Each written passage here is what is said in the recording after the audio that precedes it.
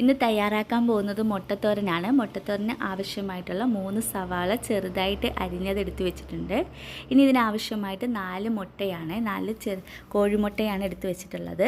പിന്നെ ആവശ്യത്തിന് എരിവിനാവശ്യമായിട്ടുള്ള 5 പച്ചമുളക് ചെറുതായിട്ട് അരിഞ്ഞതുണ്ട്. ഇത് എരിവ് ആവശ്യമനുസരിച്ച് പച്ചമുളകിൻ്റെ എണ്ണം കൂട്ടുകയും കുറയ്ക്കുകയും ചെയ്യാം.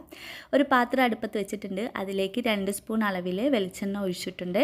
അതിലേക്ക് വേണ്ടിയിട്ട് നമ്മൾ ഈ അരിഞ്ഞ് വെച്ച സവാള ചേർത്ത് കൊടുക്കുന്നുണ്ട്. സവാള പെട്ടെന്ന് വഴണ്ട് വരുന്നതിന് വേണ്ടിയിട്ട് കുറച്ച് ഉപ്പും കൂടി ചേർത്ത് കൊടുത്തിട്ട് നന്നായിട്ട് ഇളക്കുന്നുണ്ട്. നല്ല രീതിയിൽ ഇളക്കി നന്നായിട്ട് വേവിച്ച് ഇപ്പോൾ ഇതിൻ്റെ ഏകദേശം കളറൊക്കെ ഒന്ന് മാറിയിട്ടുണ്ട്. അപ്പം നന്നായിട്ട് വെന്ത് കഴിഞ്ഞപ്പോൾ ഇതിലേക്ക് നമ്മൾ നേരത്തെ അരിഞ്ഞ് വെച്ചിരിക്കുന്ന പച്ചമുളക് കൂടി ചേർത്ത് വെച്ചിട്ട് കുറച്ചും കൂടി നന്നായിട്ട് വേവിച്ചെടുക്കുന്നുണ്ട്. ഇനി ഇതിലേക്ക് ആവശ്യമായിട്ട് 2 സ്പൂൺ ടേബിൾ സ്പൂൺ അളവിലേക്കുള്ള തേങ്ങയാണ് ആവശ്യമായിട്ടുള്ളത്. അപ്പോൾ തേങ്ങ കൂടി നമ്മളിതിലേക്ക് ചേർത്ത് കൊടുക്കുന്നുണ്ട്. ഇനി തേങ്ങയും കൂടി വെച്ചിട്ട് നന്നായിട്ട് മിക്സ് ചെയ്ത് ചെറിയ തീയിലൊന്ന് വേവിച്ചെടുക്കുന്നുണ്ട്.